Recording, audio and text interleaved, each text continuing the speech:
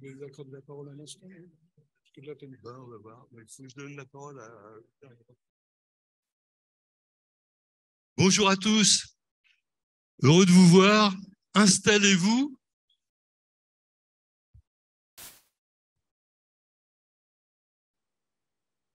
Installez-vous, s'il vous plaît, parce que il y a 175 personnes qui nous attendent sur Internet.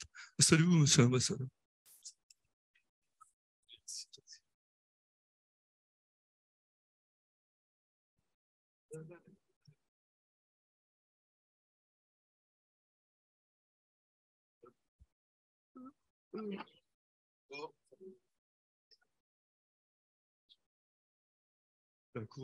Là, monsieur Diop, là, si vous voulez.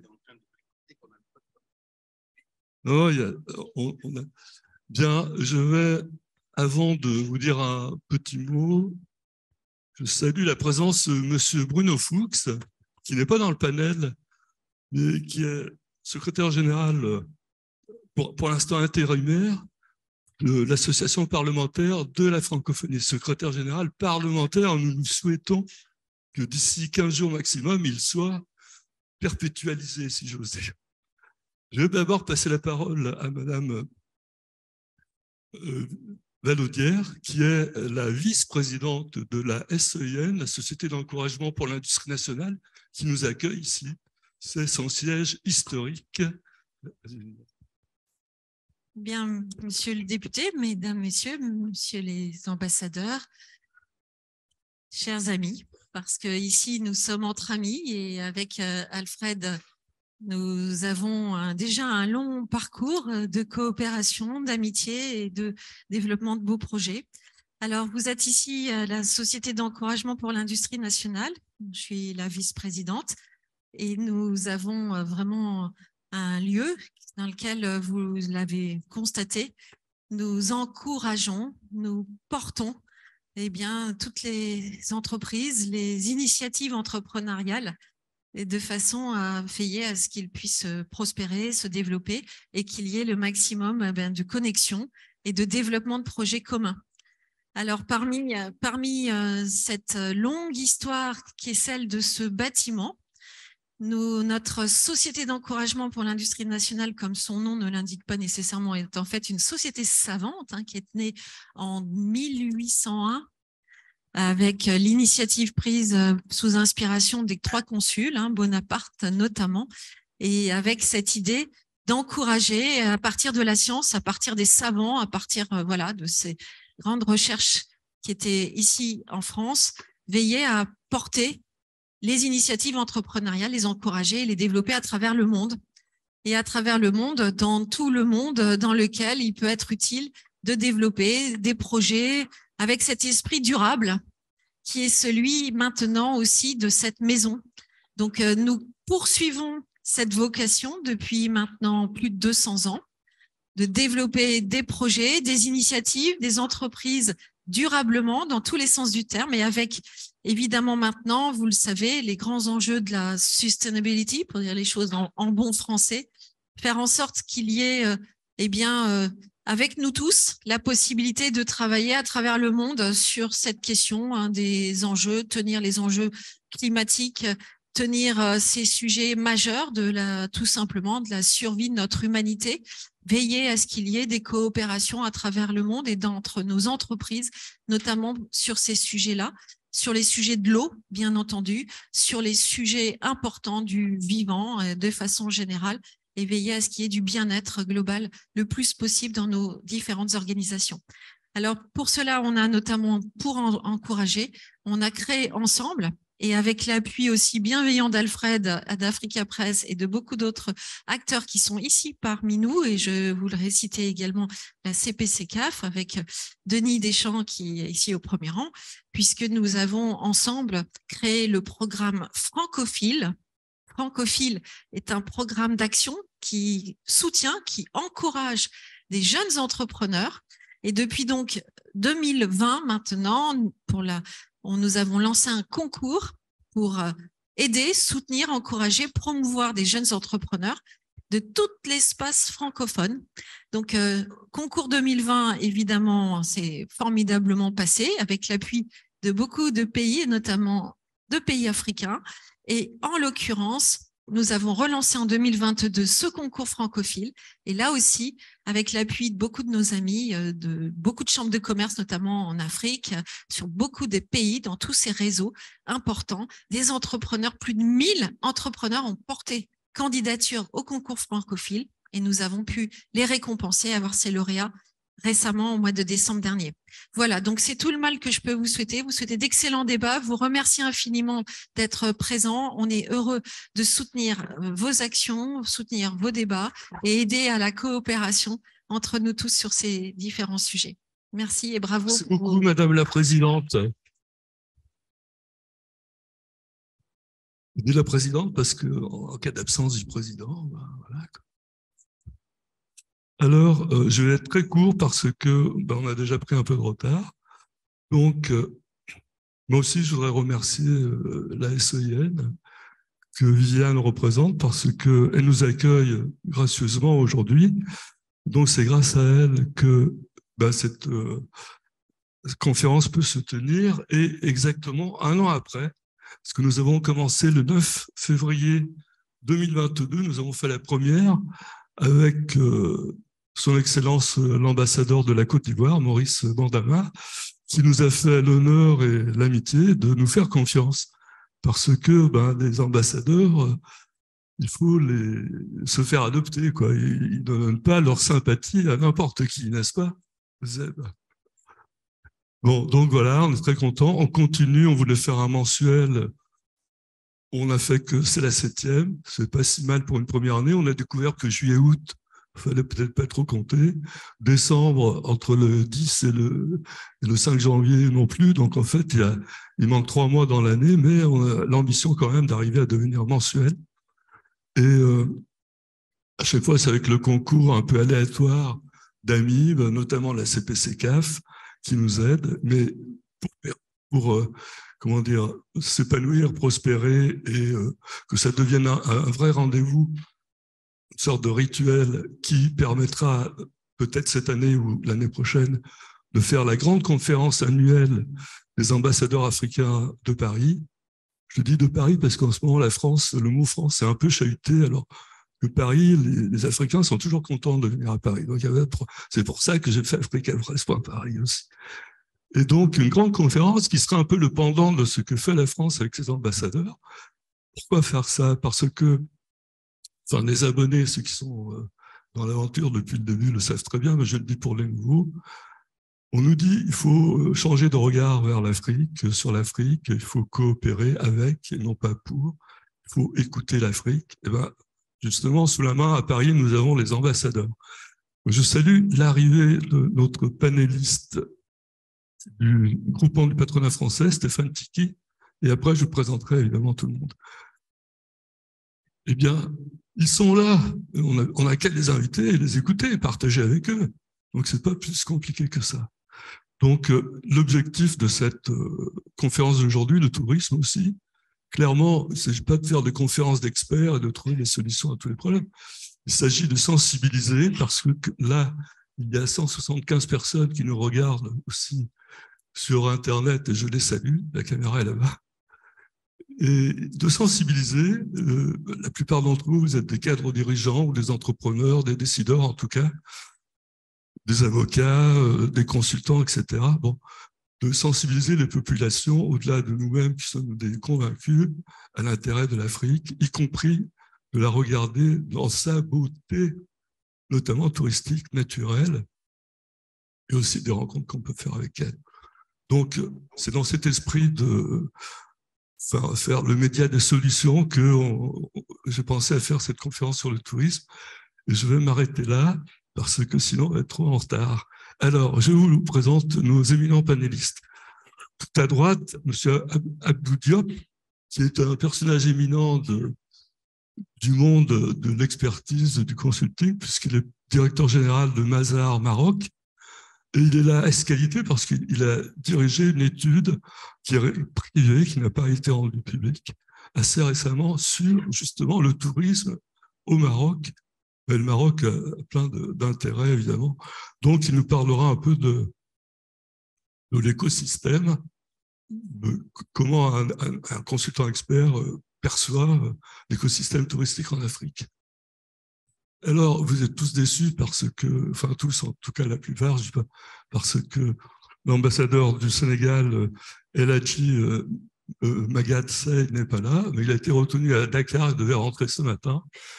Mais vous vous réjouissez aussi parce que c'est Madame Koura Amar, conseillère à l'économie, qui le remplace. Elle connaît le sujet et nous savons qu'elle a beaucoup de talent et que sans doute aucun, elle sera un jour ambassadeur, elle aussi. Donc, évidemment, si elle reste dans la carrière, bien sûr. Enfin, donc à ma droite, l'ambassadeur Valédon de Maurice. Alors Maurice, c'est une magnifique histoire. Les autres disent success story. Moi, je dis une histoire fabuleuse de réussite. Ils ont quand même multiplié leur PIB par 50 en 50 ans. Comme quoi, en Afrique aussi, comme dans certains pays d'Asie, on peut exploser le PIB en 2 générations. Donc, c'est cette belle histoire. Et le tourisme, il contribue beaucoup. Il va nous raconter. À ma gauche, l'ambassadeur Euseb Akbangla, pardon, du Bénin. Alors, le Bénin, j'ai rencontré le ministre du Tourisme au printemps dernier et je l'ai interviewé ici à Paris et j'ai découvert qu'ils ont des programmes fabuleux en termes d'investissement pour promouvoir le tourisme mémoriel et culturel. Donc, il va nous parler de ça. Et Stéphane, notre ami Stéphane Tiki, qui est directeur du développement au groupement du patronat francophone, va nous parler justement qu'est-ce que ça veut dire être entrepreneur francophone, comment on peut partager les chaînes de valeur, en tout cas les acteurs globaux, comme on dit, comment, par exemple, le groupe Accor pourrait travailler avec un groupe plus petit, mais du Mali, qui commence à irradier en Afrique de l'Ouest. Voilà, donc chacun parlera 2 fois. Le premier, c'est notre doyen, c'est l'ambassadeur Valédon. Alors, en tout, chacun parlera une quinzaine de minutes. Première fois, 10 minutes, l'état des lieux, comment on est sorti de la Covid. Et deuxièmement, le deuxième tour de table, c'est les projets, les visions d'avenir pour construire un meilleur avenir. Parce que le tourisme, ce sont beaucoup d'emplois et beaucoup de devises qui rentrent au pays. Voilà, j'ai été trop long, pardon. Monsieur l'ambassadeur, je vous passe la parole.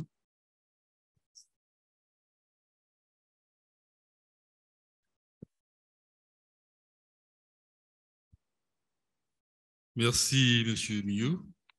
Bonsoir à tout le monde. Bonsoir, Excellence. Bon, je vais commencer par vous faire une brève présentation de Maurice avant d'entrer dans le vif du sujet, c'est-à-dire le tourisme. Et il faut savoir que Maurice a commencé à être habité à partir de 1715. Donc, les premiers habitants de Maurice, c'était les navigateurs de Saint-Malo. Et ensuite, de 1715 jusqu'à 1810, on va dire, donc c'était une colonisation française. À partir de 1810, c'était au tour des Anglais de s'installer à Maurice. Et Maurice est passé tout de suite après colonie anglaise pendant 1 siècle et demi. Et nous avons accédé à notre indépendance en 1968. Et actuellement, Maurice compte 1 266 000 habitants. Et je vais m'arrêter aussi sur notre complexité linguistique. J'aime m'arrêter sur ce sujet, c'est parce que c'est passionnant. Et au départ, si vous voulez, il n'y a pas de langue officielle à Maurice, mais la langue administrative à Maurice, c'est l'anglais. Et les enseignants ont recours à la langue anglaise pour enseigner leurs matières respectives, mais ils ont aussi recours régulièrement au français et même au créole. Donc, le médium d'enseignement est l'anglais officiellement, et la langue maternelle de la plupart des Mauriciens est le créole mauricien, la langue des médias est le français, et pour terminer, un enfant mauricien peut aussi apprendre une langue ancestrale à partir du cycle primaire. Donc, ce qui fait qu'on est exposé, nous Mauriciens, à plusieurs langues. Et je dois finalement vous partager une information qui n'est pas moins importante. Et comme nous n'avions pas de matières premières à Maurice, donc nous avons été obligés d'avoir recours à autre chose pour pouvoir subvenir à nos besoins. Donc, d'abord, on a été longuement dépendant de la canne à sucre. Donc, notre principale source d'économie, c'était le sucre, à partir de la canne. Et après notre indépendance, nous avons commencé à diversifier notre économie. Nous avons compris qu'on ne peut pas dépendre uniquement de la canne à sucre. Nous avons commencé à diversifier et nous sommes entrés dans le secteur touristique. Et en parallèle aussi dans le secteur manufacturier, principalement le secteur du textile. Et par la suite, c'était les secteurs des services financiers et le secteur de l'industrie numérique. Donc maintenant, on est de plein pied dans le secteur touristique et des services. Notre PIB, comme vient de le faire ressortir M. Millot, notre PIB par tête d'habitant s'est multiplié par 50 en l'espace d'un demi-siècle. Et en 2019, juste avant la pandémie, on avait atteint 11 000 $ par tête d'habitant. Mais malheureusement, avec la pandémie, donc, ce chiffre a chuté jusqu'à 9 700. Actuellement, les derniers chiffres qu'on a, c'est 9 700 par habitant. Voilà. Voilà pour cette petite introduction. Et en ce qui concerne le tourisme lui-même,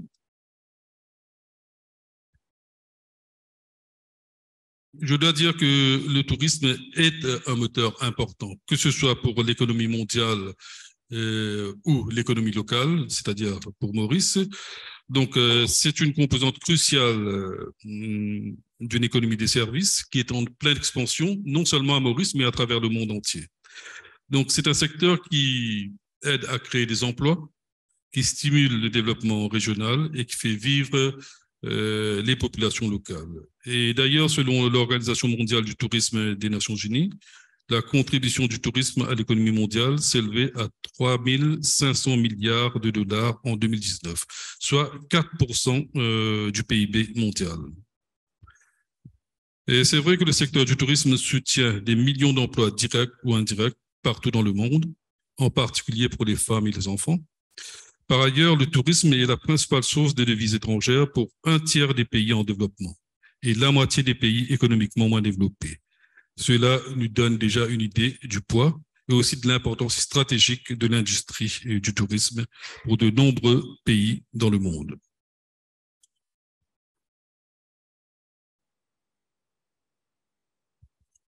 Et sur le continent africain, le tourisme est devenu un secteur vital pour les économies africaines au cours surtout de ces 20 dernières années.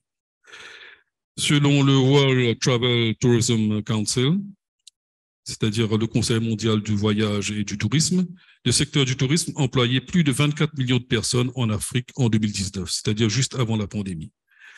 En ce qui concerne Maurice, qui est un petit État insulaire dans l'océan Indien, il est reconnu d'abord est respecté dans le monde entier pour sa réussite exceptionnelle dans l'industrie du tourisme. Maintenant, on peut se dire qu'on a un savoir-faire en matière du tourisme et de l'hôtellerie, un savoir-faire qu'on peut partager à travers le monde, surtout avec d'autres pays africains. Et du coup, le tourisme est devenu un des piliers stratégiques de l'économie mauricienne, avec bien sûr l'industrie manufacturière, l'agro-industrie, les secteurs financiers et l'industrie du numérique. Et le tourisme contribue de manière significative à la croissance économique de l'île et est un facteur clé dans le développement global de notre île. Depuis l'indépendance jusqu'à maintenant, les arrivées touristiques n'ont cessé de connaître une expansion conséquente à Maurice. Je vous donne quelques chiffres. En 1970, on était à 18 000 touristes. En 1977, le chiffre est passé à 103 000 touristes. En 2000, c'était 656 000. Et en 2019, 1,4 million de touristes, c'est-à-dire l'équivalent de notre population à Maurice. Donc, au final, on peut dire qu'on a connu une augmentation de près de 8000% en l'espace de 55 ans en matière touristique. Et au fil des années, Maurice a su développer une infrastructure hôtelière, comme je viens de vous le dire, de grande qualité. On a misé surtout le haut de gamme à Maurice. Mais cela ne veut pas dire qu'on rejette les autres types de touristes. Et maintenant, on a de plus en plus de touristes moyenne gamme et aussi les jeunes touristes, les touristes sac à dos, comme on les appelle à Maurice.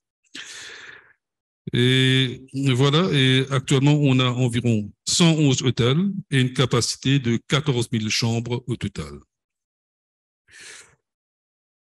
Et les touristes qui viennent à Maurice sont principalement des touristes européens et qui représentent à peu près 60% de l'ensemble des touristes. Et en grande partie, ce sont des Français. Quand je dis Français, ce sont des Français du continent, mais aussi des Français de l'île de la Réunion. Environ 2 tiers, 1 tiers, on va dire. Et la moyenne de séjour d'un touriste à Maurice se tourne autour de 10 nuitées.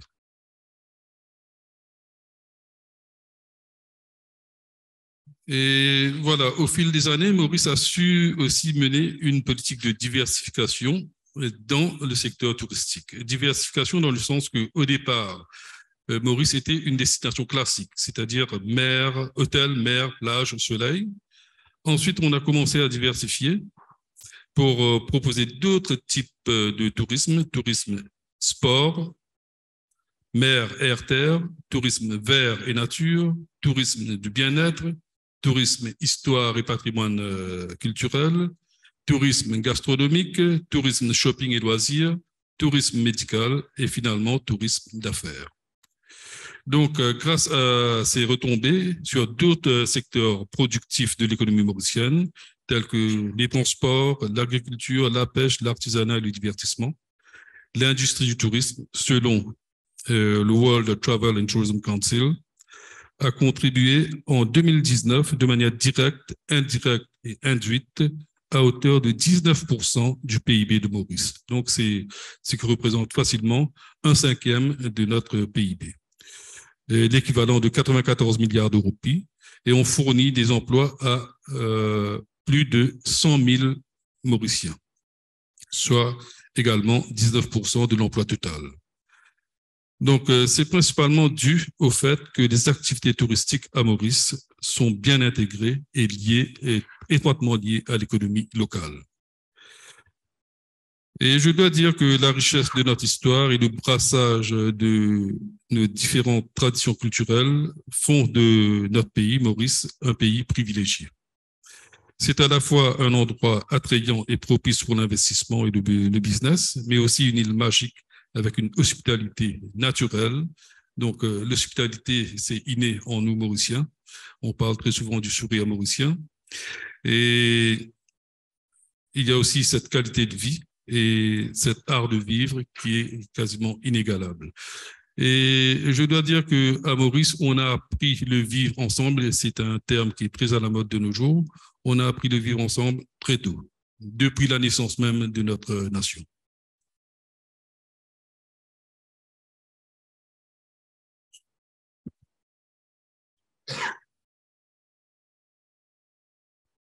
Je vais passer maintenant à une deuxième partie de mon exposé. Et malheureusement, je ne peux pas éviter cette partie-là, c'est-à-dire la pandémie. L'effet de la pandémie de Covid-19 sur l'industrie touristique à Maurice. Donc, Maurice, comme tous les autres pays, a subi de plein fouet les conséquences de la pandémie de Covid. En 2020 et 2021, cette pandémie a provoqué un effondrement sans précédent du tourisme mondial, mais aussi du tourisme mauricien.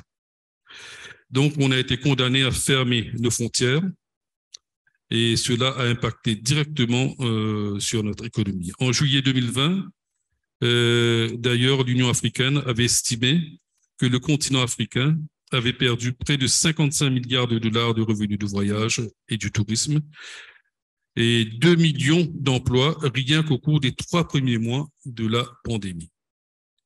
Maurice, qui n'a bien évidemment pas été épargné par cette pandémie, avec 2 confinements et la fermeture de nos frontières, le secteur a été très, très fortement touché. Nous sommes passés de 1,4 million de touristes en 2019 à 309 000 touristes en 2020.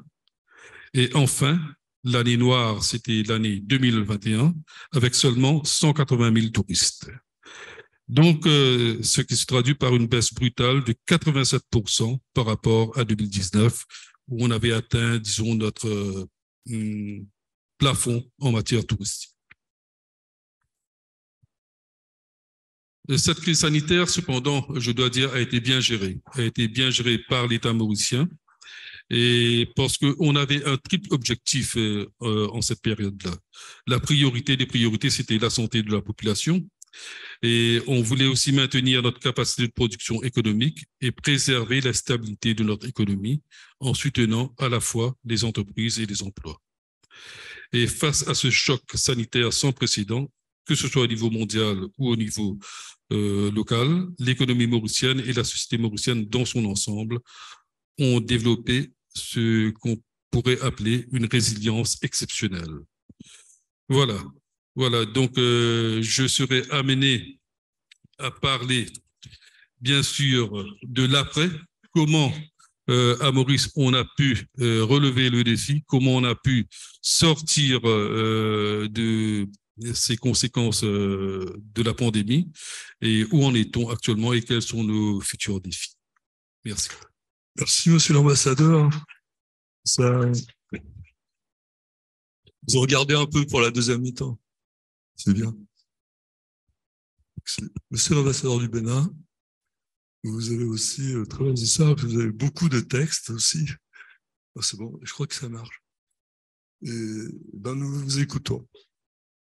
Merci beaucoup, cher Alfred. Mesdames et messieurs, bonsoir. Je suis invité ici ce soir pour parler un peu de la nouvelle Afrique face au tourisme.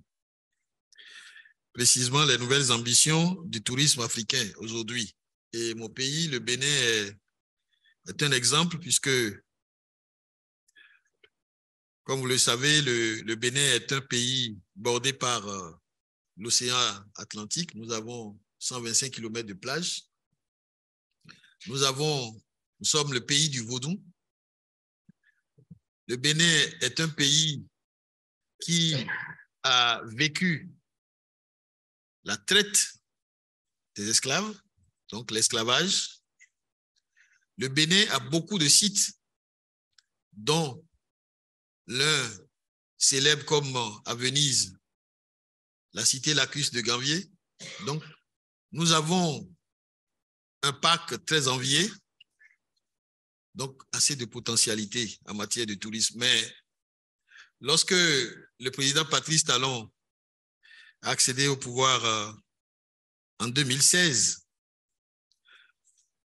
on a constaté que les potentialités touristiques, les valeurs touristiques de notre pays sont sous-exploitées.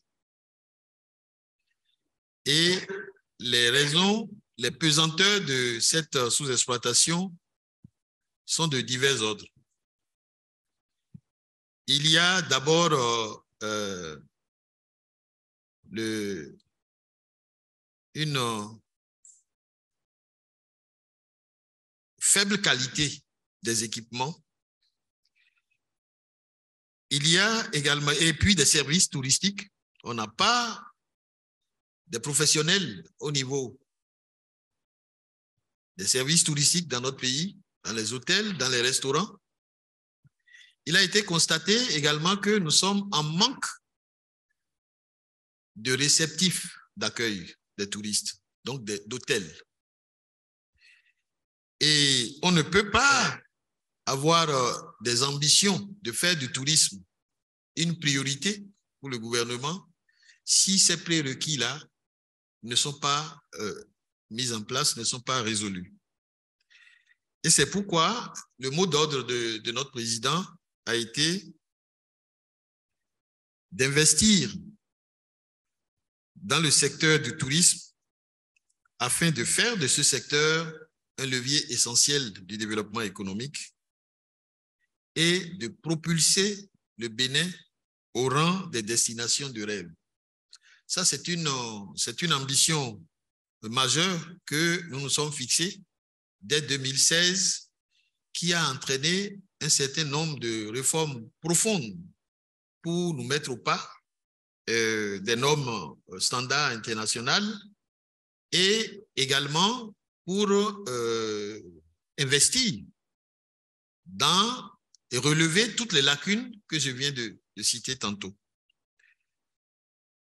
Il s'agit en réalité de moderniser l'écosystème national du tourisme à travers la réglementation du secteur, la modernisation des statistiques du tourisme, le développement d'un compte satellite du tourisme en vue de savoir exactement l'impact que cela a sur le PIB, ce secteur a sur le PIB, et tout ceci grâce à l'accès aux produits touristiques béninois, tout type confondu, à savoir nature, culture, mémoriel, safari, etc. Je voudrais dans un premier temps m'appesantir surtout sur les réformes sur la base du déroulé qui nous est imposé ou suggéré. Suggéré. Et puis après, peut-être aller dans les détails de là où nous sommes actuellement par rapport aux résultats après les 5 ans, les 5 premières années du président de la République et son second mandat où il vient déjà de réaliser 2 ans. Eh bien, en matière de réforme, en réalité, le secteur du tourisme, comme je l'ai dit tantôt, est une priorité pour le gouvernement de mon pays. Et de 2016 à 2021,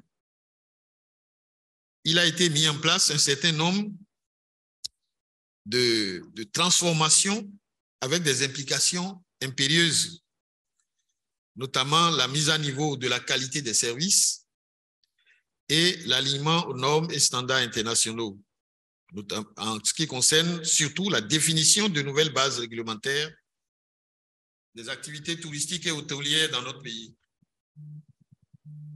Ces réformes initiées avaient surtout pour but de booster les performances du tourisme et de rendre ce secteur compétitif en tant qu'industrie de développement dans notre pays. 3 réformes majeures ont été engagées en réalité, notamment les réformes relatives au renforcement des capacités, les réformes liées aux statistiques du tourisme et les réformes relatives au système d'octroi des agréments, licences et le classement des entreprises touristiques dans notre pays. C'est des bases qui n'existaient pas et qui ne permettaient pas de quantifier en réalité l'impact du tourisme dans le développement national. Et comme je l'ai dit, nous avons retenu qu'il faut en faire un outil de développement économique et donc un secteur dont on peut quantifier l'impact au plan économique de sa contribution. En matière de réforme relative au renforcement des capacités, le premier point auquel le gouvernement s'est attaqué est le développement d'un catalogue de formation continue en tourisme, hôtellerie et restauration, en vue de rendre des services touristiques de qualité en réalité. Le second point a été le renforcement des capacités de façon concrète de 620 professionnels en situation d'emploi. Et pour ce faire, nous avons recruté un cabinet français la Société française d'exploitation des ressources, certainement que vous connaissez. Nous avons ensuite procédé à la formation d'un vivier de 50 formateurs en tourisme, hôtellerie et restauration, THR. Ensuite, le renforcement des capacités de 54 guides de tourisme par l'Organisation mondiale du tourisme en marge du développement d'un programme de formation en THR que nous avons avec cette organisation dans le cadre de la stratégie nationale de l'enseignement et de la formation technique et professionnelle. En réalité, l'Organisation mondiale du travail, par rapport à cet aspect-là, nous a aidé à mettre en place des écoles de métiers en matière de THR, c'est-à-dire en matière de tourisme, d'hôtellerie et de restauration, où on assure la formation aussi bien des professionnels, toutes tendances confondues, telles que je l'ai indiqué, dont les guides du tourisme et même les responsables, les agents d'accueil, les agents d'animation des agences, ainsi de suite. Donc, c'est un programme qui a duré pratiquement 5 ans et qui fait son chemin aujourd'hui, étant donné que cela fait partie des prérequis que nous avons décidé de mettre en place pour faire du tourisme, un tourisme de qualité. Le second aspect de réforme qui a été assuré concerne les statistiques du tourisme. Et à ce niveau, le but visé, c'est la modernisation et l'amélioration du système des statistiques du tourisme et ensuite le développement d'un compte satellite du tourisme expérimental au Bénin. Vous savez que c'est à partir de ce compte satellite qu'on peut faire une évaluation et, comme je l'ai dit, savoir exactement l'impact que le tourisme a pendant une période donnée sur le PIB national. La réforme suivante qui a occupé le gouvernement pendant ce premier mandat 2016-2021, c'est surtout celle relative au système d'octroi des agréments, licences et le classement des entreprises touristiques. En réalité, c'était à l'arrivée du président de la République un grand désordre dans le secteur. Chacun allait dans le sens où il voulait. Donc, on ne pouvait pas s'assurer de la qualité de ce qui est fait au niveau des hôtels, au niveau des agences de voyage, au niveau des restaurants. Même ce que les touristes mangent dans nos restaurants n'était pas réglementé, ce n'était pas contrôlé. Donc, il y va de la santé, de la sécurité de nos visiteurs. Donc, l'État a décidé d'avoir un œil, un regard sur tous ces aspects-là. Eh bien, il y a eu l'actualisation des textes existants et des propositions de nouveaux textes régissant les activités touristiques, et tout ceci en harmonie avec les directives et les règlements de l'UMOA. C'est dans les secteurs de l'hébergement touristique, comme je l'ai dit, de la restauration et assimilée, des agences de voyage, des guides de tourisme et exercices commercial de visite de sites lacustres, des offices de tourisme, des ONG et même des syndicats d'initiative. Tous ces secteurs-là et tous ces acteurs ont été touchés. Ensuite, on s'est attaqué à l'élaboration d'un système de suivi et évaluation de la réforme de la réglementation et le renforcement des capacités des entités gouvernementales, entrepreneurs et acteurs de l'activité touristique. C'est un secteur où ne se trouve pas seulement l'État. Il y a beaucoup d'acteurs privés qui sont dans ce secteur-là, comme vous le savez, et il a été question d'avoir quand même une réglementation, un système harmonisé de suivi, un consensus qui s'est dégagé autour de ces textes-là. Et enfin, nous avons la dématérialisation des formalités. Et en matière de dématérialisation des formalités, l'une des réformes importantes qui ont été faites, c'est le e-visa. C'est le e-visa, la mise en place d'un visa électronique pour obtenir un visa de séjour au Bénin. Désormais, et ceci depuis 2018, vous n'avez plus besoin de visa, de venir à l'ambassade pour obtenir votre visa, ou au service consulaire de l'ambassade pour obtenir votre visa. De votre bureau, de votre maison, vous pouvez appliquer et en 24 heures obtenir votre visa pour aller au Bénin. Et lié à cela, le chef de l'État a pris une décision très importante, celle de permettre à tout Africain de pouvoir vivre chez nous sans visa pendant 90 jours. Donc tout Africain, tout ressortissant d'un pays membre de l'Union africaine peut aller au Bénin et y vivre pendant 90 jours sans visa. Donc un visa de court séjour. Les modalités, vous pouvez les obtenir à toutes les frontières de notre pays. Donc, il n'y a pas, le but visé, c'est moins de tracasseries, moins de bureaucratie. Si, pendant que vous êtes au Togo, vous avez envie de faire un tour au Bénin, vous pouvez obtenir votre visa à la frontière, il a conduit, nous disons, ou si vous êtes africain, vous pouvez traverser la frontière et aller passer le nombre de jours que vous voulez. Il en est de même si vous venez du Nigeria. Donc voilà un peu les réformes auxquelles nous sommes parvenus jusqu'à présent. Cela a déjà un impact et c'est le second volet, surtout des investissements massifs qui ont été faits dans le secteur du tourisme pour répondre aux sollicitations de nos visiteurs. Je vous remercie. Merci. Très belle transition.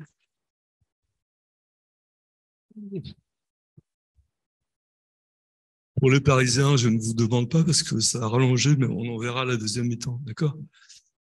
Madame Koura Amar, vous êtes l'excellente représentante de l'ambassade du Sénégal. On va vous écouter avec grand intérêt aussi. Merci beaucoup. Bonsoir à tous. Merci, cher Alfred, pour ces mots d'encouragement qui sont très flatteurs, mais qui me touchent particulièrement. Donc, effectivement, je représente aujourd'hui son Excellence El Hadj Maguette Seye qui vous transmet ses salutations. Donc, il est en déplacement aujourd'hui. Donc, je suis là pour vous parler du secteur du tourisme au Sénégal, qui est un secteur qui est particulièrement important pour nous puisqu'il représente 6,8% du PIB. C'est également un secteur qui génère plus de 100 000 emplois dans notre pays et plus de 600 milliards de francs CFA en termes de revenus. Donc, c'est le secteur le plus important après la pêche. Pour vous présenter le Sénégal, pour ceux qui ne connaissent pas, le Sénégal se situe sur la côte ouest de l'Afrique. On dit même que c'est la porte d'entrée de l'Afrique de l'Ouest. Le Sénégal, donc, c'est un pays, le pays dit de la Teranga. Donc, pour traduire littéralement, c'est l'hospitalité.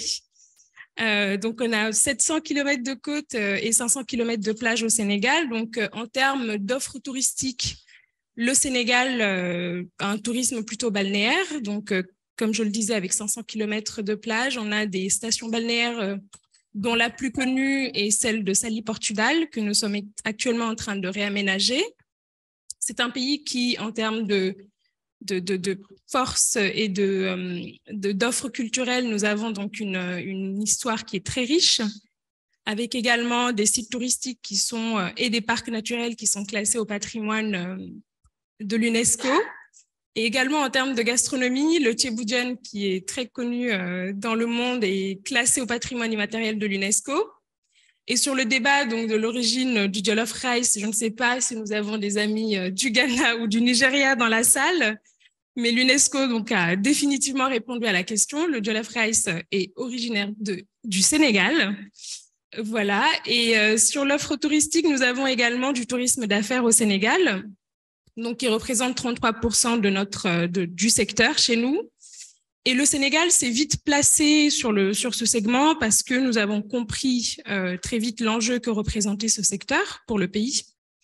Donc, pour ce faire, pour développer ce secteur, nous avons entrepris donc de grandes réformes et également construit des infrastructures importantes, avec notamment l'inauguration en 2014 du Centre international de conférences Abdou Diouf, le CICAD, qui est un centre important qui accueille de grands forums mondiaux. Nous avons donc accueilli le Forum mondial de l'eau en mars 2022.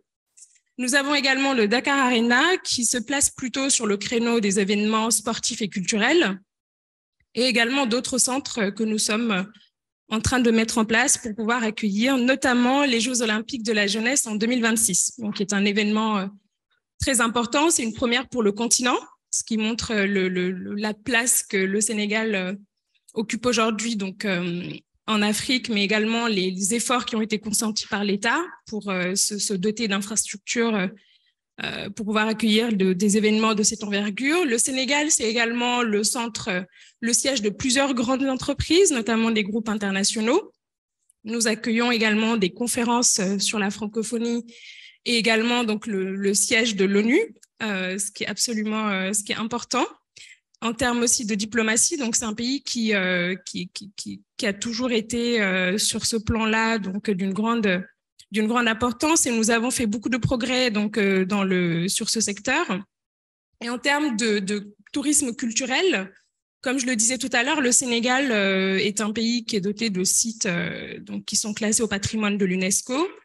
Nous sommes également donc nous avons chez nous donc l'île de Gorée qui est très connue de par son histoire très lourde, mais qui abrite également donc la maison des esclaves. Nous avons aussi chez nous donc à Saint-Louis notamment des sites qui sont importants, et nous accueillons aussi toujours dans le secteur culturel de grands événements, notamment le festival de jazz de Saint-Louis. Et donc pour en revenir sur le patrimoine de notre pays, le Sénégal a fait beaucoup d'efforts, beaucoup de progrès ces dernières années dans le secteur.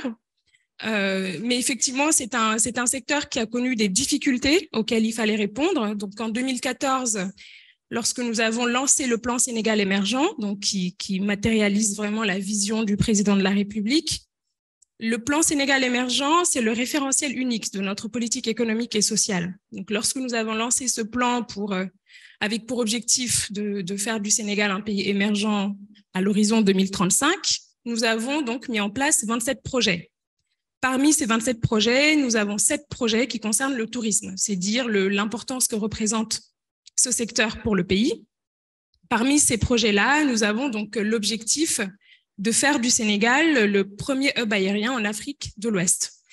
Pour ce faire, donc, nous avons décliné donc cet objectif sur 3 axes. Donc, le développement de l'aéroport international de Dakar, qui a été inauguré en 2017, qui est un aéroport qui accueille 3 millions de passagers, mais nous visons dans les années à venir 10 millions de passagers. C'est un aéroport qui est moderne, qui répond aux standards internationaux. Le deuxième axe concerne le Air Sénégal, qui est notre pavillon national, qui est une jeune compagnie que l'État soutient et qui aujourd'hui dispose d'une flotte importante. Et nous avons également lancé, donc, en termes de tourisme d'affaires, une ligne qui est importante pour nous, qui est la ligne Dakar, New York, Washington. Et nous ambitionnons également de lancer la ligne Dakar-Genève, donc toujours pour pouvoir répondre à l'offre justement de se placer sur le segment, sur le créneau du voyage d'affaires. Voilà. Et en termes pour parler du Covid, donc cher Alfred, puisque c'est le deuxième point, donc le Sénégal a été naturellement impacté, le secteur du tourisme, par la pandémie de Covid-19, puisque nous avons connu de notre côté une baisse des réservations de 67%, ce qui est absolument, ce qui est très important donc, quand on sait l'importance du secteur. Et la réponse que nous avons apportée, donc que nous avons dû apporter, donc a été on a dû apporter 2 réponses. Donc l'État tout d'abord a pris des mesures. Donc nous avons mis en place un plan de résilience qui avait pour objectif de doter justement les entreprises du secteur des ressources nécessaires pour pouvoir financer les fonds de roulement. Nous avons également enregistré une hausse considérable du crédit hôtelier, donc qui est passé de 3 milliards de francs CFA à 15 milliards. mais également des mesures fiscales qui ont été prises par l'État pour justement soutenir le secteur, donc du parc hôtelier, mais également les artisans, donc qui sont aussi concernés, qui ont été impactés par la pandémie.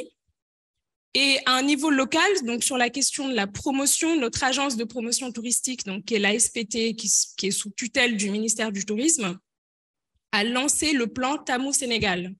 Donc, pour une traduction littérale, c'est préférer le Sénégal. Donc, le Sénégal s'est tourné vers le tourisme local, naturellement, et sous-régional. Donc, au niveau local, nous avons lancé ce plan qui avait pour objectif de susciter donc, des Sénégalais, le consommer local. Donc, nous avons beaucoup communiqué au niveau local pour pouvoir inciter les Sénégalais à visiter leur pays, tout simplement. Donc, pousser également donc, ceux qui vivent dans la région de Dakar à découvrir la petite côte qu'ils connaissent un petit peu, mais surtout découvrir aussi la grande côte, aller un petit peu plus vers le Sine Saloum, donc aller sur le volet de l'écotourisme, également aller en Casamance, parce que nous avons, avec Air Sénégal, un vol d'1 heure qui permet maintenant d'aller dans le sud du Sénégal, ce qui est très intéressant pour voilà, éviter justement donc les routes nous avons aussi voilà, entrepris beaucoup de réformes pour faciliter les déplacements, mais ce vol d'1 heure que propose Air Sénégal facilite les choses en tout cas. Donc justement, toujours sur le plan du local, nous avons entrepris, donc nous avons eu plusieurs partenariats avec des acteurs de la sous-région pour justement attirer aussi les visiteurs, les touristes africains, tout simplement. Puisqu'il a fallu trouver des réponses face à la pandémie. Et également, donc, au niveau international, lorsque la pandémie a été maîtrisée, entre guillemets, donc nous nous sommes tout de suite lancés sur le plan international. Donc, notamment sur Paris, avec le soutien de l'ambassade, donc du bureau touristique et du bureau économique. Nous avons organisé plusieurs événements, notamment une journée de promotion du tourisme et des transports aériens en partenariat avec notre partenaire institutionnel, le MEDEF International.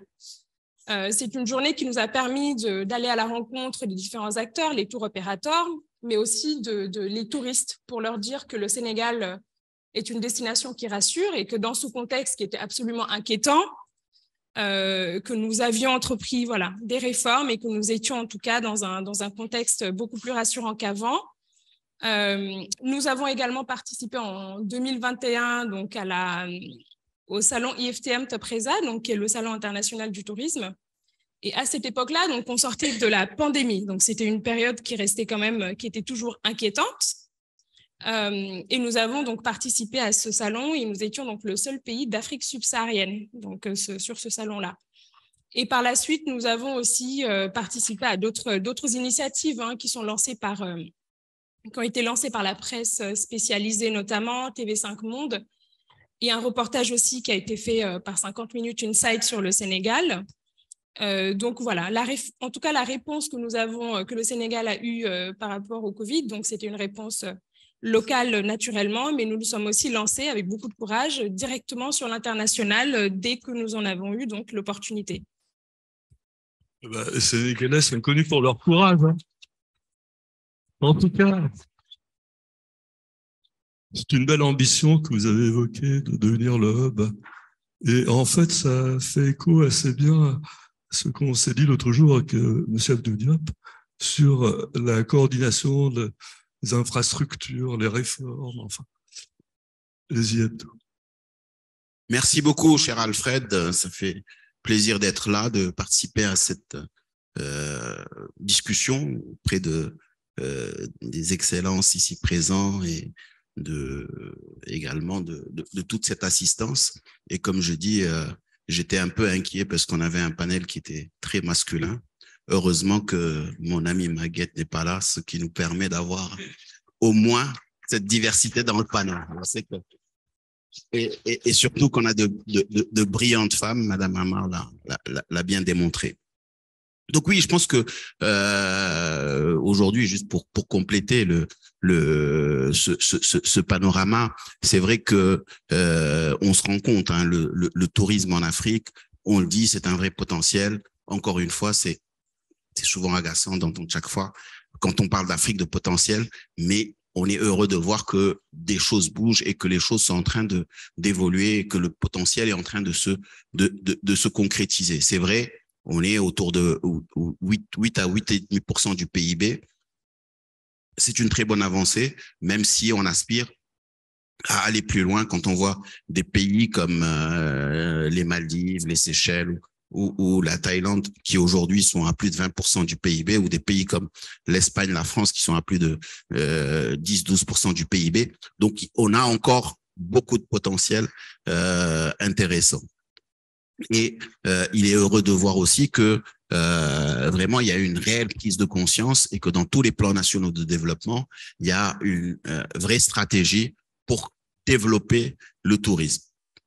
Maintenant, quand on regarde, il y a quand même quand on regarde les 5 pays, je dirais, qui attirent le plus de tourisme en Afrique, dont fait partie notamment le Maroc, puisqu'aujourd'hui, c'est la première destination touristique en Afrique, avec environ 13 millions de touristes. Il y a un certain nombre de déterminants qui sont essentiels pour justement la transformation de ce potentiel. Et le premier déterminant, souvent on a tendance à penser à l'infrastructure, mais le premier déterminant, c'est pas l'infrastructure, c'est vraiment le produit. Le produit, je le dis, vous savez, il coûte beaucoup plus cher de dormir à la Belle Étoile, à Merzouga ou dans le Masai Mara que de dormir dans un Radisson ou dans n'importe quoi, parce que même si on dort à la Belle Étoile, le produit, c'est le désert ou la nature qui fait que ce produit attire. Et on le voit, le produit, on le crée quand on voit aujourd'hui des activités comme le tourisme golfique au Maroc.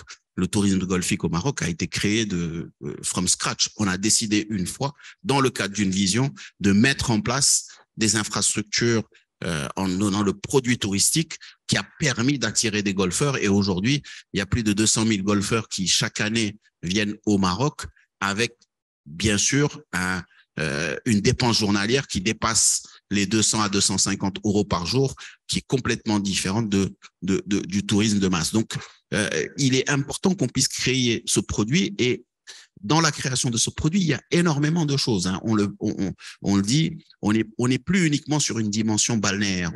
On parlait tout de suite effectivement du produit mémoriel. Effectivement, il y a autour de l'histoire, de la mémoire, des industries aujourd'hui culturelles et créatives, de l'économie sociale et solidaire, il y a énormément de potentiel qui est en train de se transformer sur le continent et qui est en train d'attirer du monde. Et bien sûr, tout ceci doit s'insérer dans une vision. C'est ce que tu disais tout de suite. Il faut qu'on ait une vision cohérente. Quand, en 2000, le Maroc faisait son état des lieux, le Maroc, en 2000, recevait 2 millions de touristes. En 2019, juste avant la pandémie, on était à 13 millions de touristes. En 20 ans, on a multiplié les chiffres de manière astronomique. Et pourquoi? Parce qu'il y a effectivement cette vision qui a permis de créer ces produits. Et effectivement, il fallait très clairement dire qu'est-ce que je peux offrir comme produit. Et pour offrir ces produits, faire une cartographie. Et il ne s'agit pas uniquement de se limiter au balnéaire, c'est de prendre toutes les régions du pays, de voir qu'est-ce que j'ai comme potentiel sur lequel je peux leverager pour avoir du tourisme, pour attirer des gens. Effectivement, son Excellence l'a dit, on le voit à Maurice, on a démarré par le balnéaire, mais depuis, il se passe énormément de choses et le balnéaire n'est plus qu'un des produits parmi tant d'autres. Et ça, c'est important. Il faut qu'on puisse vraiment construire sur tout le potentiel que nous avons dans d'autres activités, surtout que, ne l'oublions pas, il y a un vrai intérêt pour l'Afrique. La semaine dernière, j'étais à Marrakech. Il y avait le festival d'art contemporain africain, 154. Plus de 8000 personnes dans la ville. Les plus grands investisseurs d'art à travers le monde étaient à Marrakech. Tous les grands palaces étaient pleins. C'est parce qu'on a créé ce produit et parce que l'art contemporain africain attire. Donc, il faut qu'on puisse réellement travailler sur ces atouts dont l'Afrique dispose pour pouvoir attirer le maximum et leverager sur le tourisme. Bien sûr, l'infrastructure est un élément aussi, mais il n'est pas le principal. Et quand je parle d'infrastructure, c'est aussi la cohérence de l'offre globale. on l'a vu aujourd'hui, quand on voit un pays comme l'Arabie Saoudite, qui aurait imaginé il y a même 5 ans que l'Arabie Saoudite serait aujourd'hui une très grande destination touristique. On le voit, les gens en rigolent en disant que oui, il y a des plages en Arabie Saoudite où maintenant on autorise le bikini. Ben, c'est une cohérence globale. C'est-à-dire qu'on a décidé que on va renforcer la Saoudia pour que ça soit une vraie compagnie qui crée un hub. On a dit on va mettre le TGV à l'aéroport pour pouvoir desservir les autres villes. On va créer de nouvelles villes et on va aller plus loin. On va même changer des choses qui étaient inimaginables il y a quelques années pour pouvoir justement avoir cette cohérence dans la dynamique touristique. Donc ça, c'est très important et je pense que souvent, on insiste beaucoup sur les infrastructures, mais je pense qu'avant de parler des infrastructures, il faut vraiment parler des produits. Et ça veut dire aussi que aujourd'hui, pour tous les acteurs qui nous suivent, c'est-à-dire que sur toute cette chaîne de valeur, il y a un potentiel énorme en termes d'investissement. C'est-à-dire que le tourisme, il est effectivement balnéaire, donc forcément, il y a du potentiel d'investissement, mais il est aussi aujourd'hui sportif. On le voit, ce que draine le Rwanda depuis la construction de Kigali Arena, depuis l'entrée de la Basketball Africa League, ce qu'a drainé le Maroc ces derniers mois, juste avec l'impact de l'équipe nationale en Coupe du Monde. Donc, il y a énormément de choses autour desquelles il y a un potentiel d'investissement sur le continent parce que, effectivement, si on veut passer de 8% à 15% du PIB à 13% sur le continent, ben ça veut dire qu'il y a une marge de manœuvre extrêmement importante qui est là et sur lesquelles on peut y aller. Et beaucoup l'ont compris. Je discutais avec mon associé Zied tout à l'heure et on disait qu'aujourd'hui, il y a énormément de fonds d'investissement sur l'hospitality qui sont en train de se positionner sur le continent africain et dédiés au continent africain parce qu'ils ont compris que le potentiel est là, le potentiel est énorme. Troisième sujet que je voulais évoquer et partager, c'est l'importance de la coopération intra-africaine en matière de tourisme. Je pense que là aussi, il y a un potentiel très important.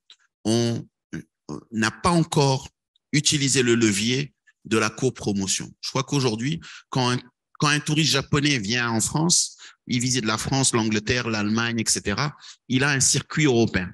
Il faut qu'on puisse aussi créer ces circuits africains qui permettent justement, quand on attire un touriste d'une longue distance, parce que aujourd'hui, quoi qu'on dise, l'aérien constitue quand même un coût, que ce coût puisse être amorti à travers une copromotion. Ça, c'est extrêmement important. Il faut qu'on puisse créer ces produits touristiques entre pays africains qui permettent d'avoir des circuits pour attirer encore plus de touristes et avoir plus de valeur ajoutée sur le tourisme. Et dans cette dynamique, il est important aussi, aujourd'hui, compte tenu de l'évolution de la classe moyenne africaine, qui voyage énormément, qu'on renforce la promotion, parce qu'on a tendance souvent à faire de la promotion auprès des émetteurs traditionnels. Aujourd'hui, il y a de nouveaux pays émetteurs. Les différents pays africains sont des émetteurs importants de tourisme. Il faut qu'on puisse aussi, dans la dynamique de développement du tourisme des différents pays africains, penser à ce tourisme intra-africain qui peut être extrêmement porteur de valeur ajoutée. Donc, voilà un peu, en résumé, quelques idées que je voulais partager dans le cadre de cette dynamique. Mais le plus important, c'est de dire que aujourd'hui, il y a une croissance très forte du secteur qui va continuer à croître. Donc, un potentiel d'investissement très important si on arrive à bien construire les visions et à créer le terrain favorable pour attirer ces investisseurs. Merci.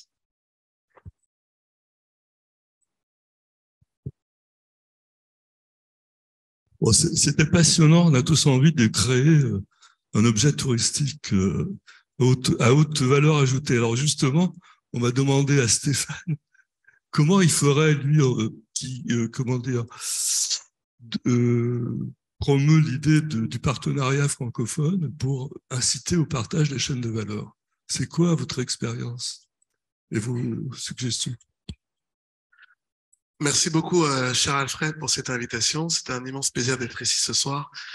J'aimerais saluer son Excellence, Monsieur l'ambassadeur du Bénin, avec qui je travaille assez régulièrement, son Excellence l'ambassadeur de Maurice, qui est d'ailleurs président des ambassadeurs francophones, avec qui on a la chance de travailler. Cher Koura, aussi un plaisir de te retrouver.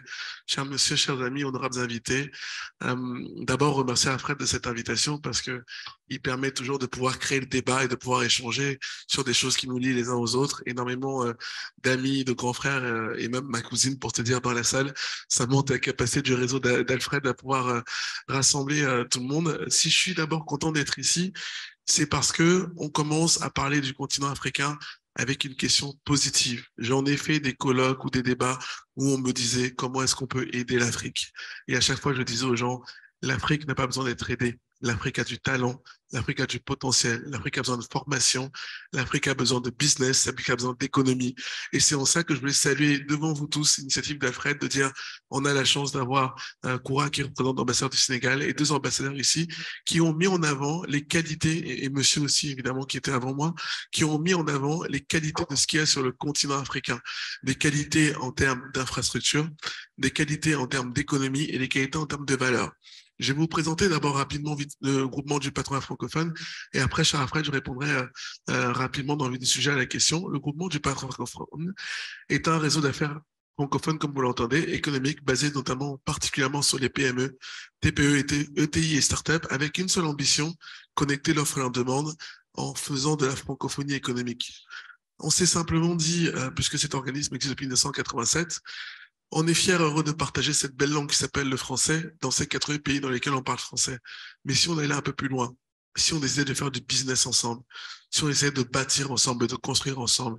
Et je pense, et je fais partie avec toute cette équipe du groupement du patronat, qui consent qu'à partir du moment où on décide de bâtir ensemble, on a un objectif en commun, avec une ambition commune dans laquelle il faut que nous fassions du gagnant-gagnant pour que tout le monde puisse autour de la table gagner. Alors, notre job au quotidien, pour être concret, c'est connecter l'offre et la demande avec les entreprises. Parce que les adhérents au groupement du patronat sont des chefs d'entreprise qui ont une seule ambition, d'abord grandir. Deuxième ambition, faire du business. Troisième ambition, s'internationaliser. Et quatrième ambition, comment se développer encore à l'international. Alors nous, on a juste une fonction assez simple. Nous connectons l'offre et la demande dans ces 80 pays dans lesquels on parle français. Une connexion qui peut être du nord vers le sud, mais aussi une connexion qui peut être du sud vers le sud, parce qu'effectivement, il y a du talent entre le sud et le sud, et il faut mettre en avant, comme disait monsieur tout à l'heure, cette attractivité. Ça touche à un mot qui est très important pour moi, dont on n'a pas encore assez parlé, c'est le mot confiance. Et si on tentait d'abord, entre les uns et les autres, de se faire confiance? Ça peut paraître très simple de vous dire ça, mais j'ai vu nombre de gens avec des projets, même issus du continent africain, qui viennent apporter à un pays voisin un autre projet, et toujours un peu de regard de défiance, parce que l'investissement, c'est un pari. C'est un atout, c'est une tentation. Et donc, si on avait la tentation de se faire confiance en regardant les projets des uns et des autres pour partir dans le gagnant-gagnant. Donc, on fait du nord-sud, comme je vous l'ai dit précédemment, on fait du sud-sud. Je vous donne un exemple concret. Vous avez une boîte qui produit d'énergie, qui peut se trouver à Paris. On peut la connecter avec une boîte qui a un besoin d'énergie, qui peut se trouver aujourd'hui à Kinshasa. Connecter l'offre et la demande. Et pour ça, on se base sur une application qui est pour moi essentielle, qui s'appelle Intelligence économique, qui nous permet d'analyser les besoins du marché. Quels sont les besoins dans tel ou tel pays en termes de marché? Est-ce qu'il y a un besoin d'énergie? Est-ce qu'il y a un besoin d'innovation? Est-ce qu'il y a un besoin d'agriculture? Et en fonction de ça, comme nous avons les 80 pays et les 80 patronats des pays francophones qui sont adhérents chez nous, on va interroger dans ces patronats les différentes entreprises pour les connecter à l'offre tout de suite, connecter l'offre et la demande. Et à côté de ça, évidemment, il y a un deuxième mot qui m'échappe, sur lequel on travaille beaucoup, c'est la formation. Parce que c'est bien beau d'amener des entreprises qui viennent s'installer, mais si les gens sur le terrain n'ont pas la formation, ça ne permet pas de résoudre de problème, pardon de le dire, ça le décale un peu plus loin. Donc nous, on vient dans les pays, on connecte l'offre et la demande, on vient avec de la formation, on vient apporter ce savoir-faire, mais aussi se baser sur les savoir-faire locaux. Parce que c'est important même de savoir que ceux qui sont dans les pays, ils ont énormément de talent, ils ont des savoir-faire aussi à eux. Et pour que ça puisse matcher dans le gagnant-gagnant, il faut adapter les atouts des uns aux besoins des autres. Voilà ce que fait le groupement du patronat au quotidien. Pour répondre à la question d'Alfred sur la chaîne de valeur, je pense que pour moi, vous l'avez compris, il y a 3 mots importants. J'ai parlé de confiance déjà tout à l'heure, je parlerai d'atouts et je parlerai de potentiel pour dire que nous sommes les meilleurs ambassadeurs, comme l'ont fait d'ailleurs ceux qui sont ici, et comme vous d'ailleurs vous devez aussi le faire, de ces différents atouts dans les pays qui sont les vôtres.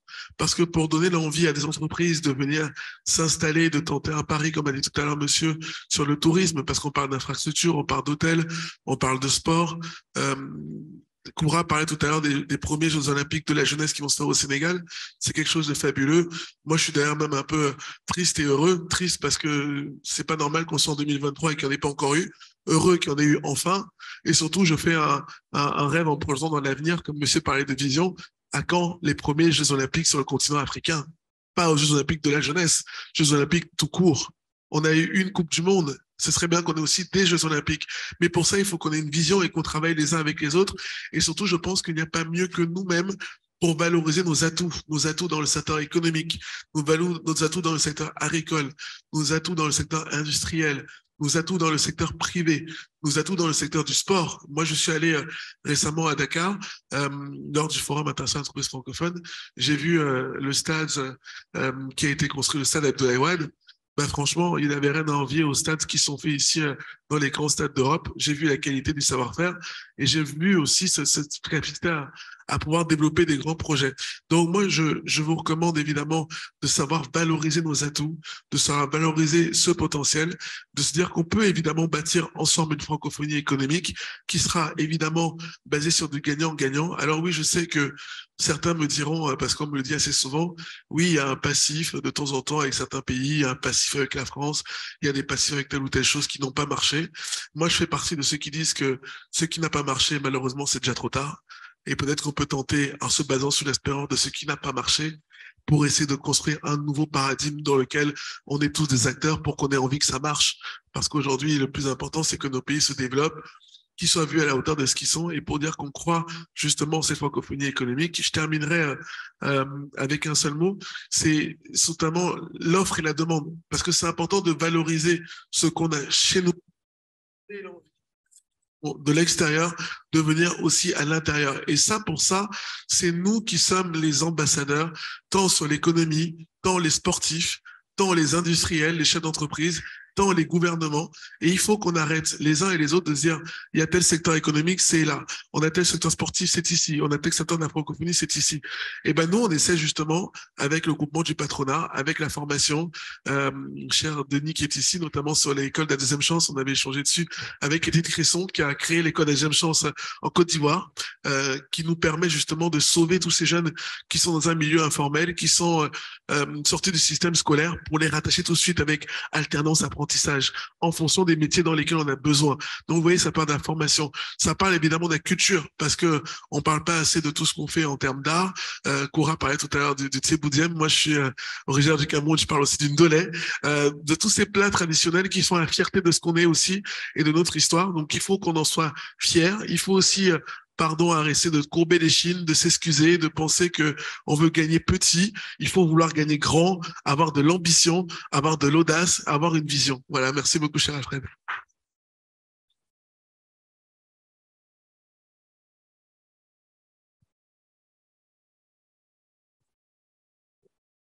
Monsieur Papa Amadou Sarr, il est où? Il est où? Bah Bruno, je ne vois pas. Ah, parce que je suis ébloui par le... Cher Papa Amadou Sarr, tu as le très bienvenu. Tout à l'heure, tu diras un petit mot parce que cet homme est un homme d'exception. Je vais vous dire pourquoi. Sans flagornerie, il est le premier Africain à intégrer le COMEX de l'AFD. Vous savez que l'AFD, ils ont 6 milliards à dépenser tous les ans. Donc, bravo, Papa Amadou. Je pense que ça vaut des applaudissements.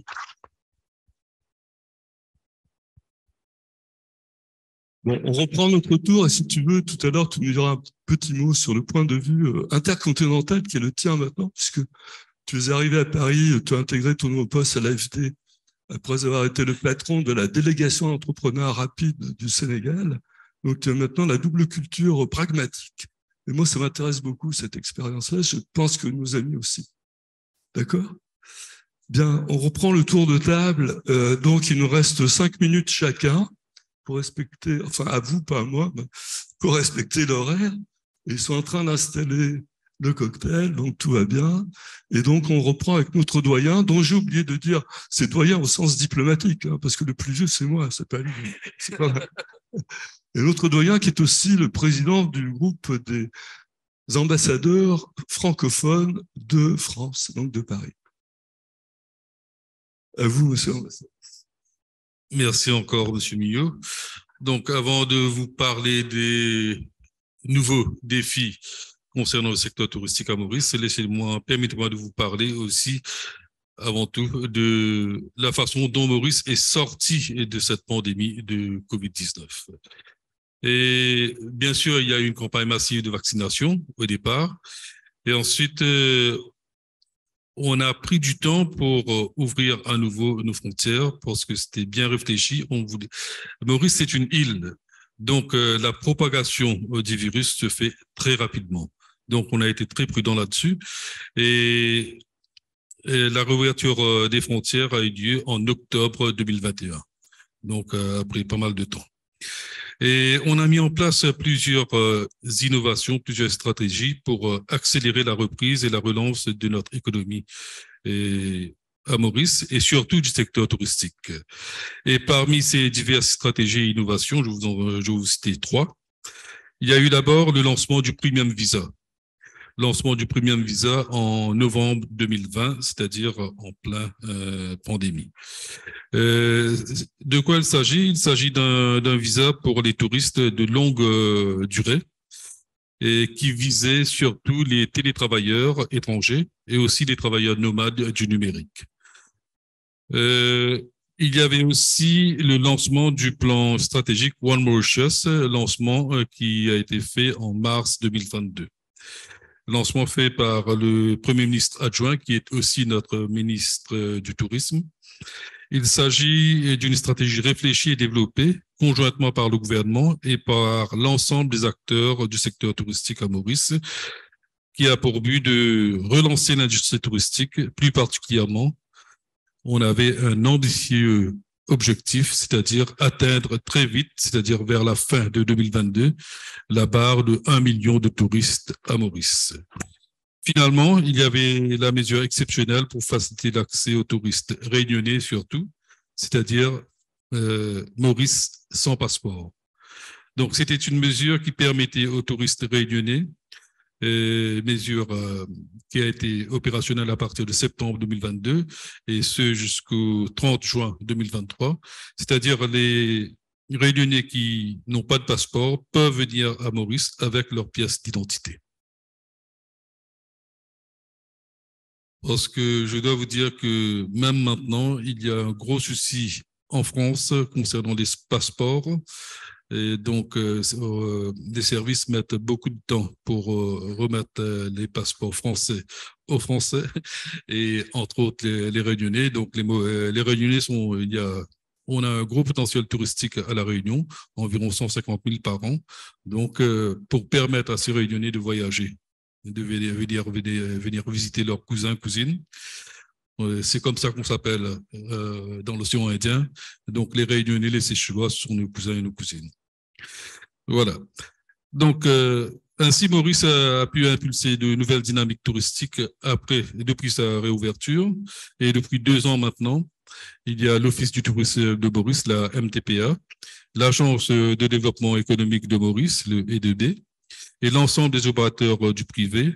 Donc, ils sont tous mis ensemble pour organiser des campagnes de marketing d'ampleur pour pouvoir relancer notre secteur économique et atteindre surtout nos émetteurs stratégiques. Quand je parle d'émetteurs stratégiques, je parle surtout de la France, du Royaume-Uni, de la Belgique, de l'Allemagne, de l'Italie, de l'Afrique du Sud, de l'Inde et de la Réunion. Et finalement,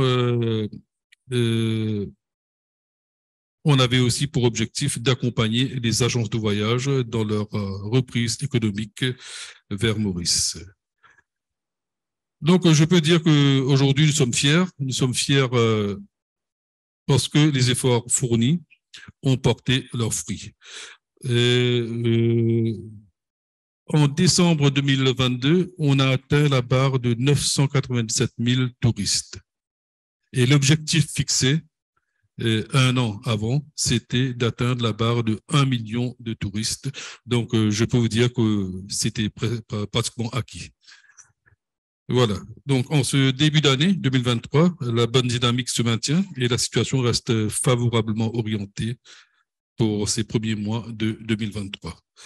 Les indicateurs sont positifs, très encourageants, et ce, malgré la pandémie de COVID-19 qui n'a pas terminé, et ce, malgré la guerre en Ukraine actuellement, parce que cette guerre impacte aussi sur Maurice. Par exemple, taux d'inflation, manque de certaines denrées, etc.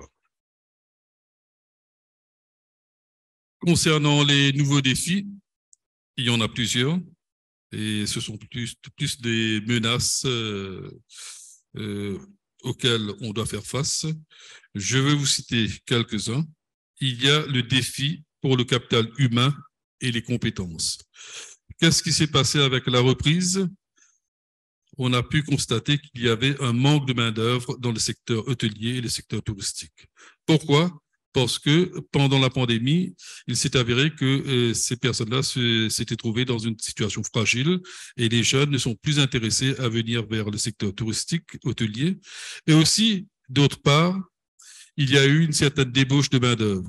Il y a beaucoup d'employés du secteur hôtelier et touristique qui sont partis aller travailler ailleurs.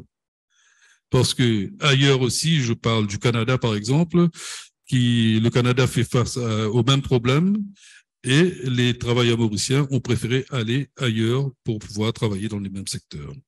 Il y a le défi du secteur aérien.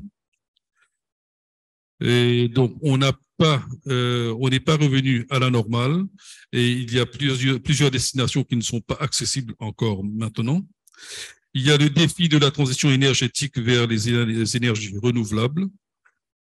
Et en ce qui nous concerne, nous, île Maurice, il y a des défis colossaux liés aux conséquences du changement climatique. Nous faisons face actuellement à la montée des eaux et aussi à l'érosion de notre côte.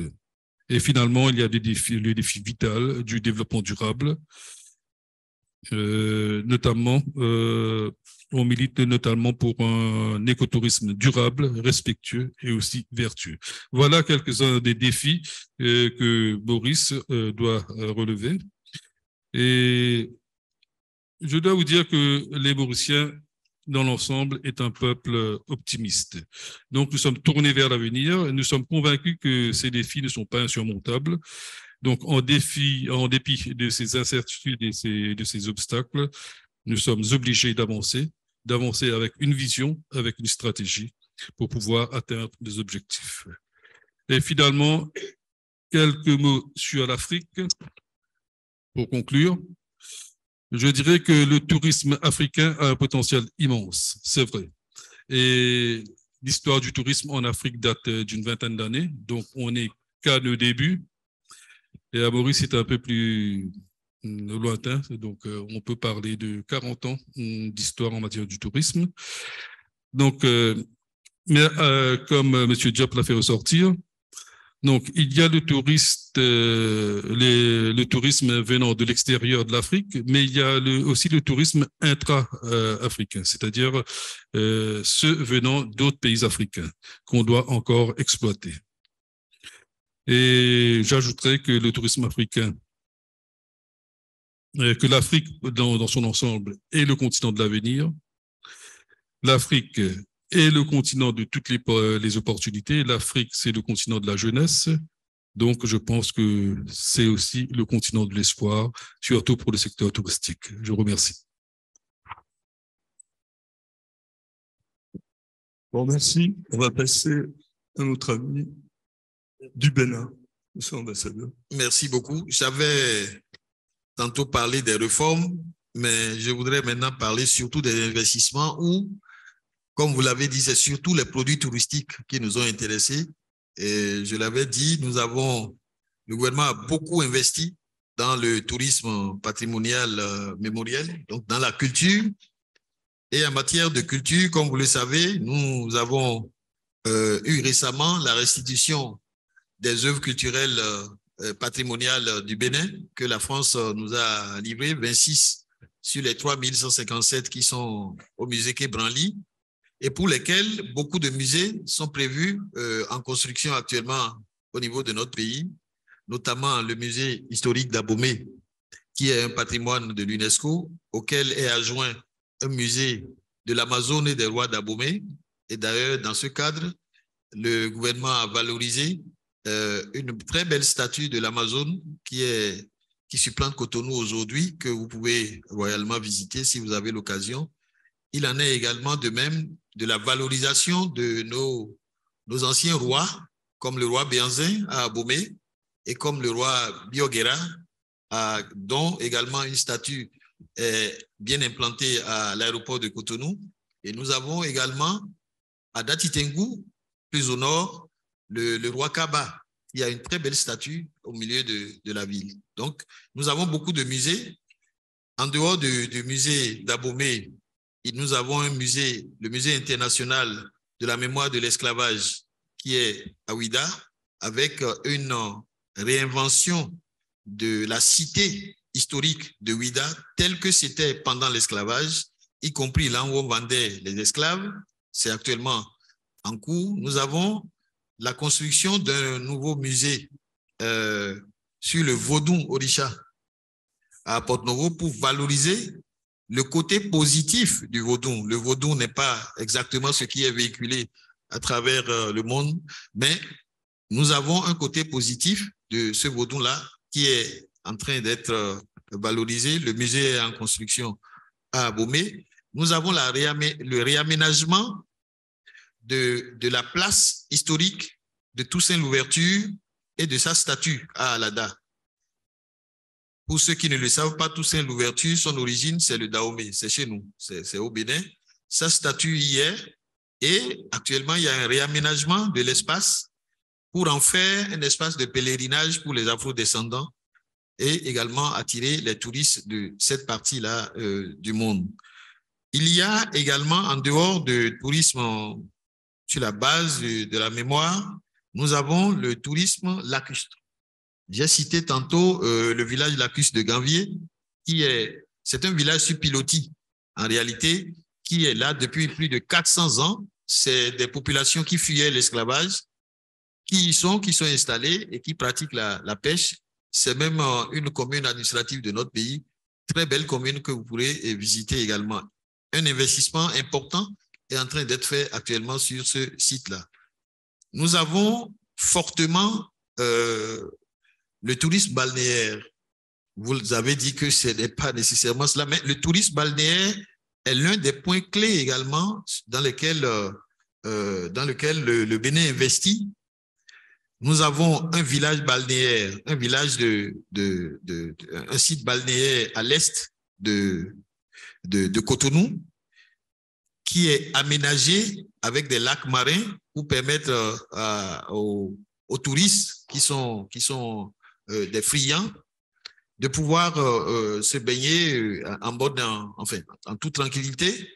Et à l'ouest, nous avons également un village balnéaire qui est en train d'être installé, un village de vacances avec Club Med, qui s'installe actuellement dans une zone de mangrove et qui permet d'accéder facilement à la mer pour se distraire à la plage.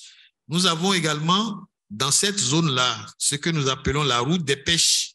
C'est une route sur près de 40 km qui est aménagée en conséquence à des fins touristiques avec des restaurants de classe et qui bordent l'océan.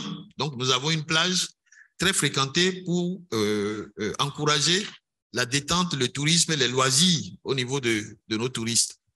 Nous avons également, dans la partie nord, le safari, comme je vous l'ai dit, nous avons un parc de grande renommée, le parc de la Pendjari, où nous avons investi à ramener des espèces qui ont disparu partout ailleurs, mais qui aujourd'hui connaissent quelques petits problèmes en matière de sécurité, étant donné que ce parc-là est très frontalier au Burkina Faso et qui connaît quelques excursions de terroristes mais qui sont en train d'être vaincus là actuellement.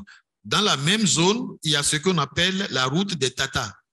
La route des Tatas, c'est un habitat spécial au niveau de cette population de la zone nord qui vous permet d'y vivre de façon un peu... C'est un habitat spécial où vous pouvez séjourner très frais à l'intérieur, où toute la famille vit en communauté, y compris les étrangers qui arrivent.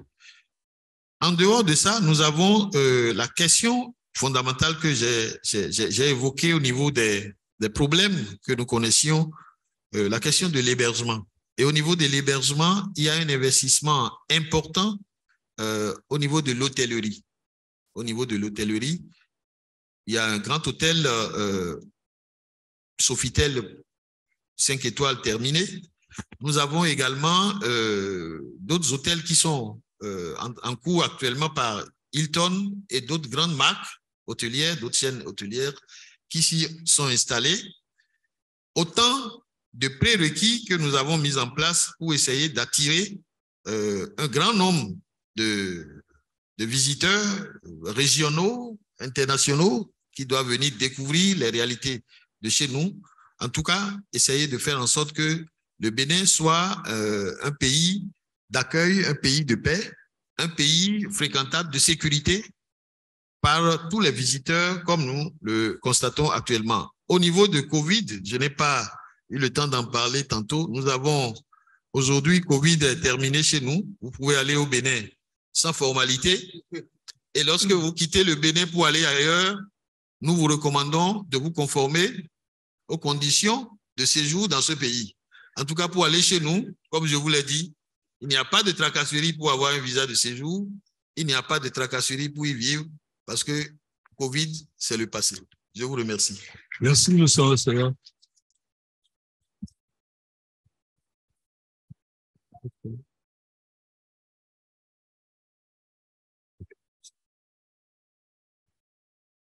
Oui, alors, tout comme son Excellence, je vais vous parler des opportunités d'investissement que présentent les projets sur lesquels nous travaillons actuellement au Sénégal.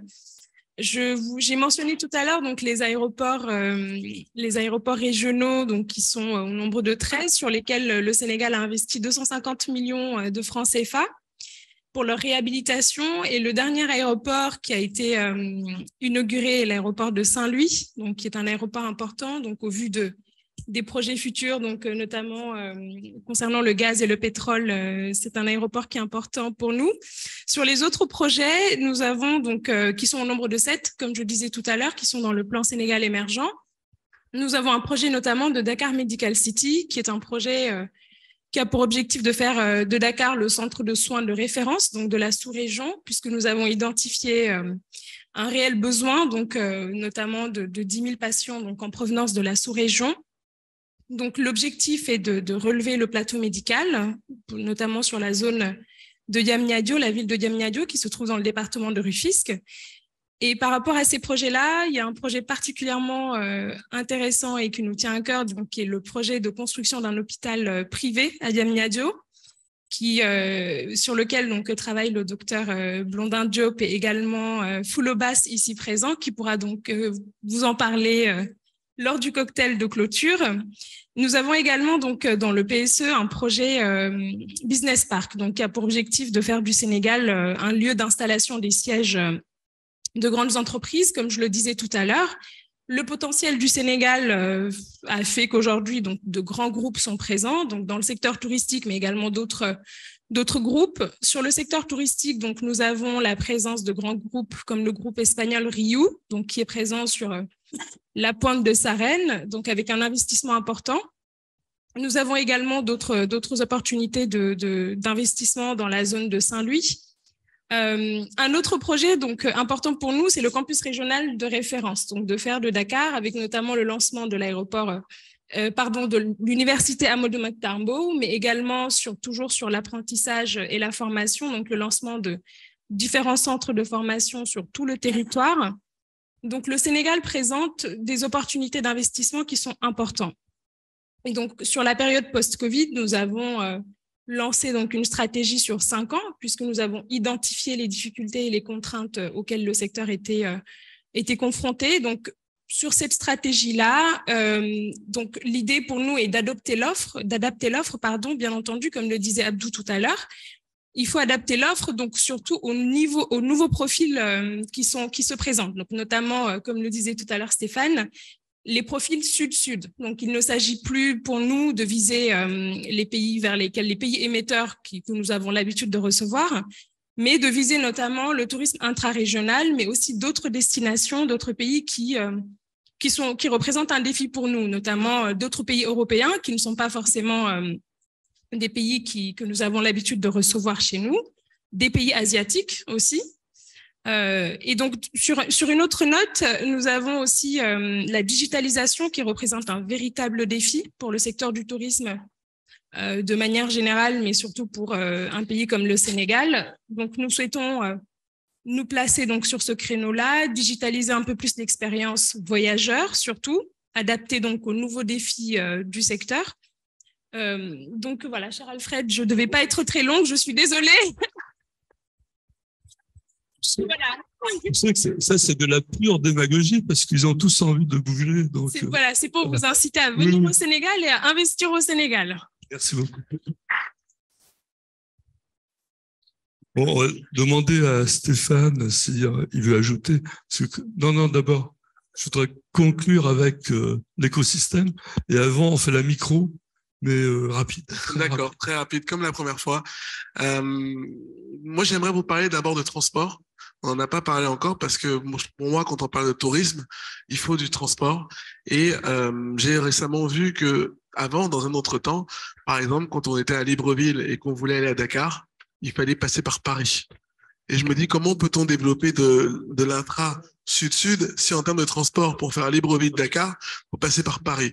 Donc, c'est pour ça que pour moi, évidemment, le tourisme est un point culminant aujourd'hui pour le développement de l'économie sur le continent africain. J'aime pas dire l'économie africaine parce que l'Afrique n'est pas une entité, c'est plusieurs pays avec différents types d'économies et c'est important de le préciser. Mais je dis l'économie sur le continent africain parce que je trouve aussi qu'il faut connecter. Et je répète cette phrase, il faut connecter tout ce qui est économique avec tous ceux qui sont les décideurs.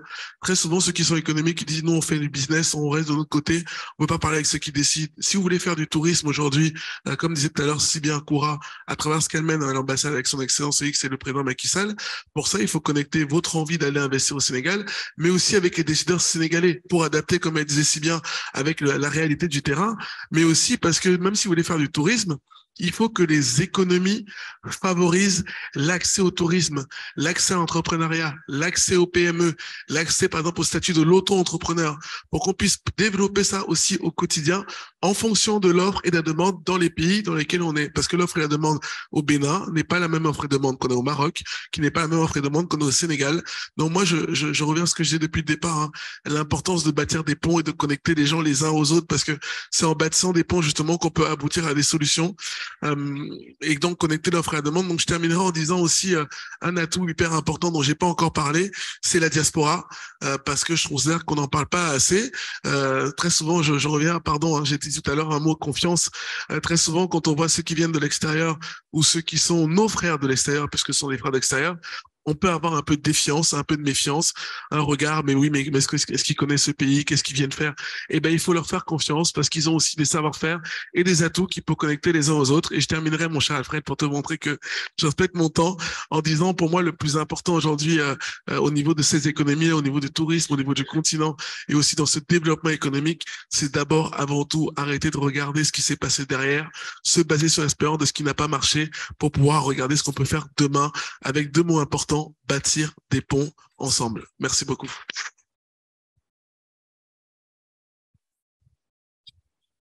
Merci beaucoup, Alfred, pour ce deuxième tour de parole qui me donne l'occasion aussi de saluer mon ami et frère Pape Sarr, qui, au-delà d'être membre du board de l'AFD, a fait aussi de très belles choses au Sénégal à la tête de la direction de l'entrepreneuriat rapide, en démontrant que même en étant une entité publique, on peut faire des choses avec une certaine célérité et qui a beaucoup justement poussé les entrepreneurs à investir dans le tourisme et les industries créatives et culturelles parce que c'est quelque chose qui va ensemble. C'était l'occasion de le saluer. Donc, pour revenir sur, effectivement, je pense que le potentiel africain, on en a tous parlé. Aujourd'hui, c'est très clair. Il faut investir dans ce secteur parce que la marge de progression est énorme et que ça va continuer à croître et que les retours et les taux de rentabilité sont importants. Mais il faut investir en tenant compte de toute la chaîne de valeur parce qu'effectivement, le tourisme, c'est un ensemble d'écosystèmes et on ne peut pas négliger un élément de la chaîne de l'écosystème. C'est valable par les investisseurs, c'est valable aussi pour les acteurs publics parce que le tourisme est une question d'expérience. Vous avez beau être dans le plus bel hôtel du monde, si le service est, entre guillemets, ce que je vais pas citer, l'expérience n'est pas bonne. Et je vous assure, quand vous pouvez aller dans un... J'étais récemment en Crète dans un hôtel qui était relativement moyen, mais c'était un service d'une telle qualité que je retournerai dans cet hôtel et que je préfère cet hôtel à l'expérience que j'ai eue dans un palace dans la même zone parce que il y avait ce service d'une qualité exceptionnelle. Donc, il faut vraiment investir dans tout l'écosystème et la formation est aussi importante que l'infrastructure, est aussi importante que le transport, est aussi importante que le produit. Il faut qu'on le comprenne. On ne peut pas développer le tourisme avec uniquement un prisme. C'est un ensemble et c'est aussi une question de mentalité qui permet d'accueillir les gens et surtout de les faire revenir parce que il s'agit pas uniquement, si on veut un tourisme durable et pérenne, il faut que les gens puissent revenir et revivre l'expérience. Donc ça, c'est important.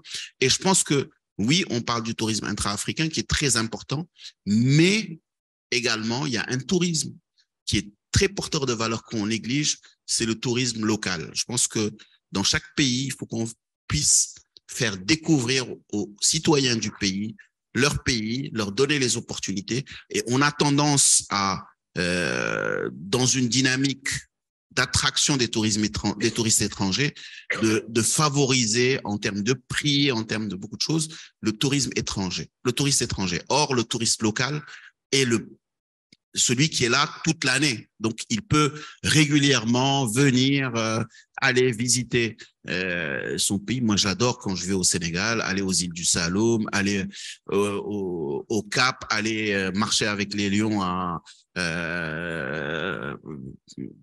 disons vers Toubacouta, etc.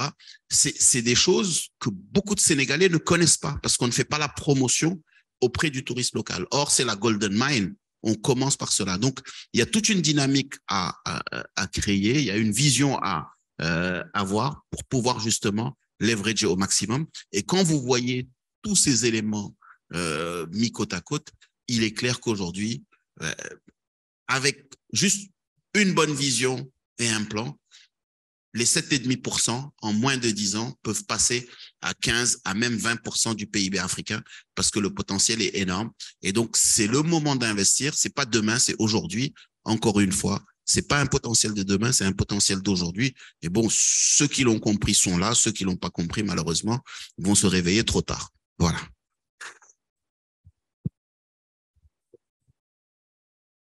Encore quelques minutes, on arrive au terme, mais en fait, qu'est-ce qu'on a fait comme travail aujourd'hui? On a donné envie d'Afrique, désir d'Afrique. Voilà, donc la diaspora, oui, on en fait partie. Nous sommes la diaspora. On va, Monsieur Papa Amadou Sarr, s'il veut bien venir dans la lumière, parce que là, ça va pas le faire. Hein.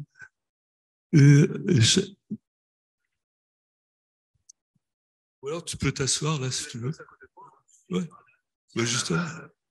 Tiens. Alors, Papa Amadou,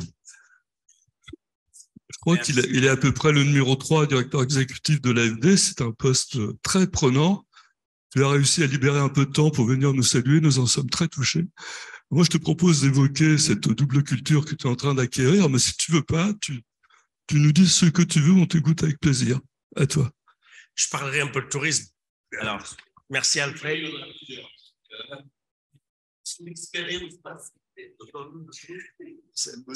Ça me fait d'abord, désolé du retard. J'avais été dans une réunion qui a duré, je voulais venir au début pour dire mes bonjours, mes hommages aux ambassadeurs. Et grand frère Abdou, qui est là, qui fait un excellent boulot sur l'Afrique avec Mazar et les rapports à point nommé sur la situation de l'économie africaine. Je pense qu'il est le plus marocain des Sénégalais aujourd'hui. Il ne veut pas le laisser repartir au Sénégal. Et Koura aussi, ma sœur. Et j'ai eu l'ambassadeur en venant.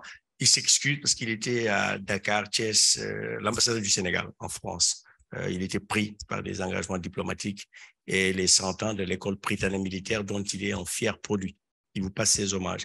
En 2 mots, je pense que les perspectives économiques sur l'Afrique sont, disons, bonnes.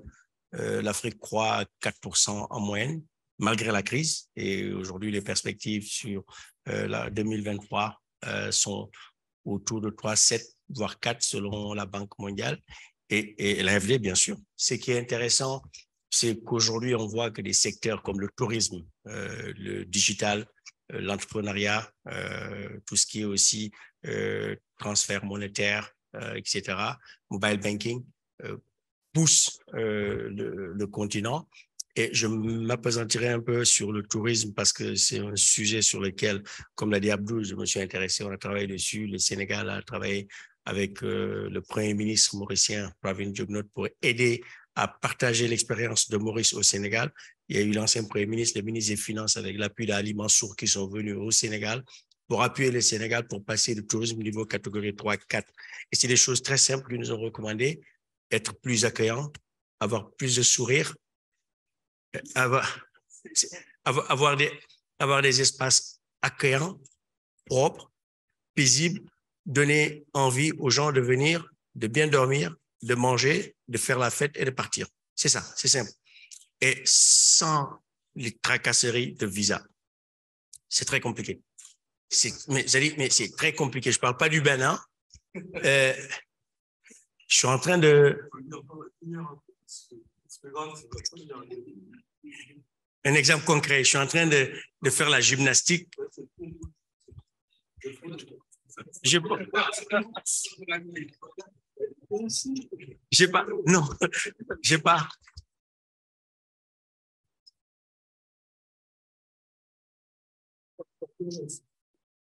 Pour aller au Cameroun, en juillet dernier, avec le président Macron, il m'a fallu 2 jours pour avoir mon visa, passeport sénégalais. Je dois voyager la première semaine de mars pour aller au Congo, Gabon, Angola, Congo avec le président. Pareil, je fais le tour des ambassades pour pouvoir avoir le visa avec la note verbale de l'Élysée. L'ambassade de DRC, c'est 48 heures. Et donc, il me faut 2 passeports. Passeport diplomatique, parce que comme je n'ai pas voulu prendre le passeport français, passeport diplomatique sénégalais, passeport sénégalais, je dois faire le tour des ambassades. Empreinte digitale pour l'ambassade d'Angola, ça veut dire que je n'ai même pas envie d'y aller. C'est aussi simple que ça. C'est aussi simple que ça. Moi, j'y vais pour 3 jours, je vais dépenser 1 000 € pour l'hôtel, je vais manger, je vais sortir, je vais faire la fête, je vais rentrer. Ils ne veulent pas mon argent, je ne vais pas y aller. À la fin de la journée, il faut que nous, Africains, on se dise, on veut s'ouvrir au tourisme africain, l'ASLECAF, que ça devienne une réalité, l'Union africaine, que ça devienne une réalité, comme l'Union européenne, pour qu'on avance. Point. Coup de gueule. Je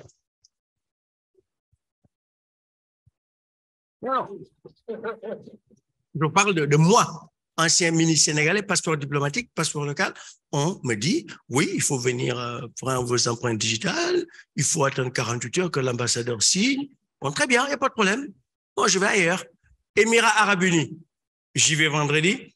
Mon visa, je l'ai eu en 24 heures. Visa Connect. Électronique. Je ne me suis pas déplacé. Il y a un problème. Mais mes chers ambassadeurs, il faut en parler entre vous lors de la conférence des ambassadeurs. Non.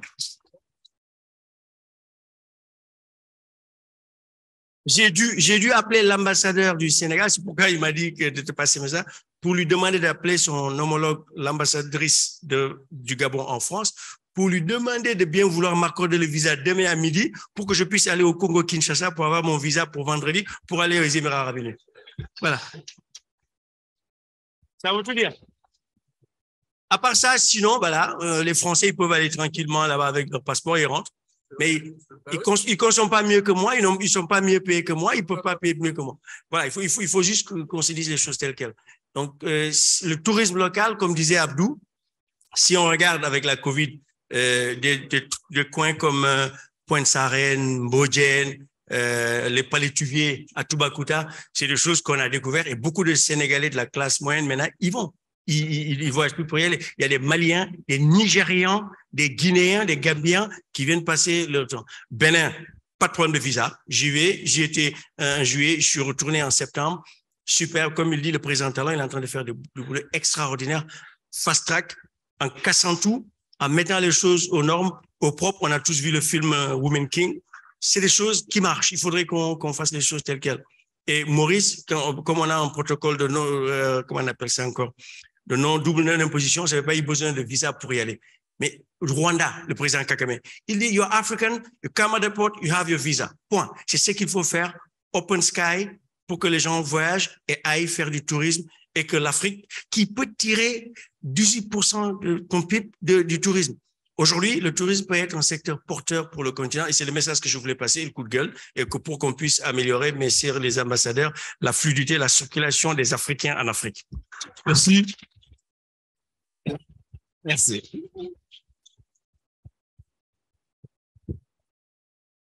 Bon, merci pour ce témoignage, Papa Emmanuel. Et on parlera de l'interculturalité managériale la prochaine fois entre nous. Donc, la prochaine conférence sera sans doute sur le thème du financement. Parce qu'il y a un an, donc en février dernier, nous avions déjà fait ce thème financement des entreprises et financement des infrastructures, dont on sait qu'il y a un très grand déficit, et comment dérisquer l'Afrique. Voilà. Et donc vous serez informés, puisque maintenant je vous connais tous. Et maintenant, on va droit devant.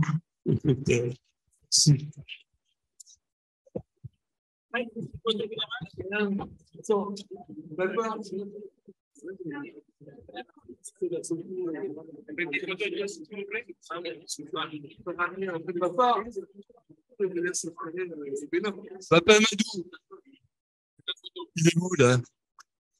On fait la photo. J'avais quelque chose à dire.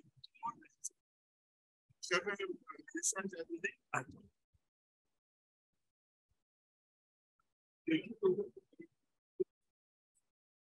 Là-bas? Il vient pas?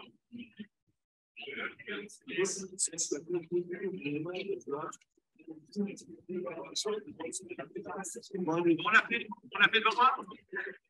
On avait fait le revoir? Voilà. S'il vous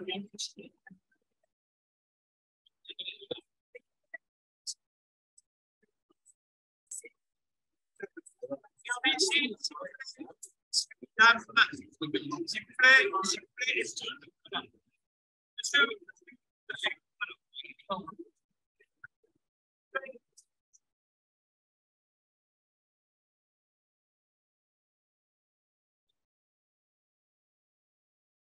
Dernière comme ça, voilà.